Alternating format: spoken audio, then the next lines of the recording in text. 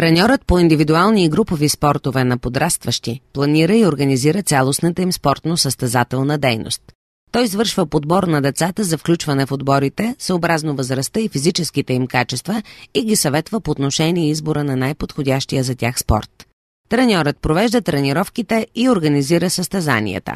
От него се изисква да познава и прилага стриктно изискванията за работа с деца и да поддържа контакт с родителите и учителите им. Треньорът е отговорен за здравето и живота на децата и е длъжен да се грижи за цялостното им развитие, като прилага индивидуален подход. За тази професия са необходими готовност и желание за работа с деца и развити умения за общуване и работа в екип. Важни качества са отзивчивост, сърдечност и доброжелателност. Работните условия на треньорите могат да се променят в зависимост от спорта, който преподават. Работата им може да бъде на открито, когато са на стадион, тенис корт, ски писта, колодрум или на закрито, спортни зали, басейни, ледени парзалки. Дейността им е свързана с висока двигателна активност и интензивни контакти с децата.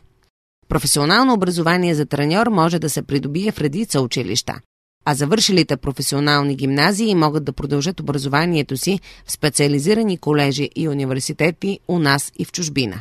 Специалистите, завършили образование в тази област, могат да работят като учители по физическо възпитание, фитнес инструктори, аниматори, мениджъри на спортни клубове и други дейности в сферата на спорта и туризма. Тази професия има широко приложение, тъй като в наши дни е осъзнат стремежът към подобряване качеството на живот и особено изразена е грижата за децата и подрастващите. Както на индивидуално, така и на институционално равнище постоянно се разширяват формите за спорт и развлечение през свободното време.